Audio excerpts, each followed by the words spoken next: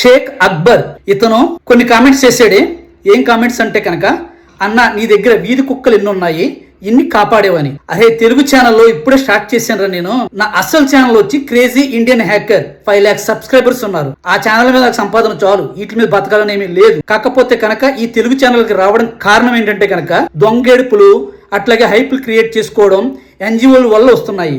మహా అయితే నేను 5 వీడియోస్ పెట్టుంటాను, దానికి ఏం లక్షలు నాకు వచ్చేవి రా పెచ్చోడ. నాకు వచ్చి లక్షలల్లా క్రేజీ ఇండియన్ హ్యాకర్ ఛానల్లో వస్తాయి. ఆ ఛానల్లో చూసుకో నా దగ్గర ఎన్ని కుక్కలు ఉన్నాయో తెలుస్తాయి. ఆ ఛానల్లో చూసుకో నేను ఎన్ని కుక్కలను కాపాడడం మీకు తెలుస్తుంది. అలాగే ఇంకో కామెంట్ చేసాడు ఆయన. ఏం కామెంట్ అంటే, అన్న వీధి కుక్కలకి నేను అన్నం పెడతానన్న రోజును అవి రోజు మా స్ట్రీట్లో వాళ్ళందరినీ కాపాడుతూ ఉంటాయి.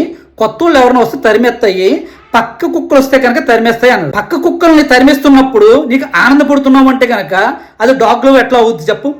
అట్లాగే ఇంకొక స్వార్థం, అన్న నేను రోజు అన్నం పెడతాను, నువ్వు సెపరేట్గా వండి పెడుతున్నావా, మిగిలిపోయిన అన్నం పెడుతున్నావు. ఇంకొకటి, మా వీధిలో వాళ్ళందరినీ కాపాడుతున్నాయి అంటున్నాం. మరి కొత్తగా వచ్చిన వాళ్ళని ఎవరైనా పిల్లలు వస్తే వాళ్ళ జీవితం. నేను చెప్పేది అదే చెప్తున్నా. నీ స్వార్థం గురించి నువ్వు పెంచుతున్నావు కుక్కలు. నిన్ను కాపాడుకోవడం కోసం పెంచుతున్నావు. నిన్ను కాపాడుకోవడం కోసం పెంచొద్దు కుక్కల్ని. వాటి మీద ప్రేమతో పెంచు, అది అసలైన ప్రేమ. నీ కామెంట్ లోనే ఎంత స్వార్థం ఉందో స్వార్థపరుడు అర్థమవుతుంది.